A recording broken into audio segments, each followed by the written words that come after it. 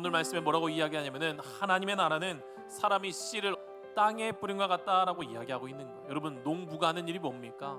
씨 뿌리는 일이죠. 이 말씀 안에서 굉장히 중요한 신앙의 영적 원리가 하나 있어요. 뭐냐면 농부의 역할이 씨를 뿌리는 것처럼 오늘 말씀을 듣고 함께 말씀을 나누는 우리의 역할도 무엇이냐?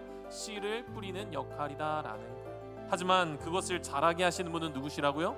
하나님이시다라는 거예요. 이거는요, 사도 바울이 너무 잘 알고 있었어요. 그래서 사도 바울이 뭐라고 이야기합니까? 나는 심었고 아볼로는 물을 주었으되 오직 그것을 잘하게 하시는 분이 누구시라고요? 하나님이시다라고 고백을 했습니다. 우리의 말씀을 듣는 이 자세, 우리의 기도의 모든 씨앗을 자라게 하시는 것은 우리의 능력이 아니라 오직 하나님의 능력으로 자라는 줄 믿습니다. 그 평범한 시간 속에서 씨앗은 어떻게 했어요? 자랐다라는 거예요. 자라고 있다라는 겁니다. 사랑하는 여러분, 이게 신앙이라는 거예요. 뭐냐면 평범한 일상 속에서도요, 하나님은 일하고 계시다라는 거예요. 여러분, 분명하게 믿기를 원해요. 뭐냐면 씨앗은 분명하게 자라는 거예요. 왜 자랍니까? 씨앗 안에 이미 하나님께서 심어두신 생명의 설계도가 있기 때문에 씨앗이 자라는 줄 믿습니다. 여기에서도 영적 원리가 하나 있어요. 중요한 게 있어요. 뭐냐면은 하나님의 일이란 거 있잖아요. 하나님의 방법, 하나님의 생각은요, 우리의 이해를 넘어선다라는 거예요.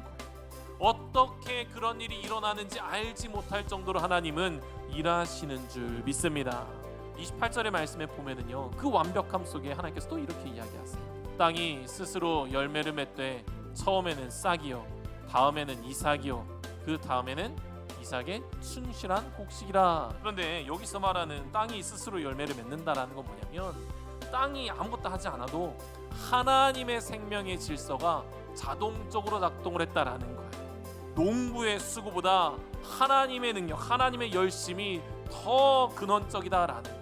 더 훨씬 더 우리 삶을 주관하신다는 것을 알게 하시는 선언인 줄 믿습니다. 그러니까 하나님의 방법과 순서를 이렇게 이야기하거든요.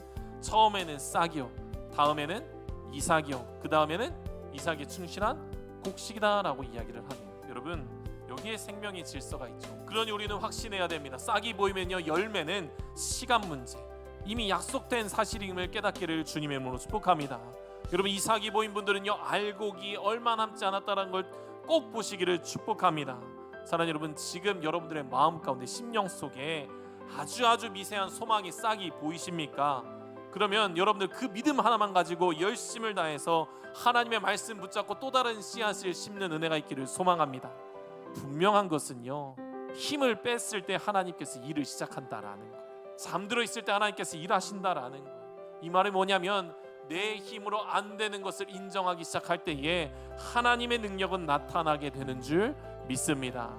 그러니 우리가 이 말씀을 꼭 붙잡고 열심히 씨를 뿌리시고 그것을 맺게 하신 분이 하나님심을 확신하고 하나님의 일하심을 기대하며 소망하며 나가는 모두가 되시기를 주님의 이름으로 축복합니다.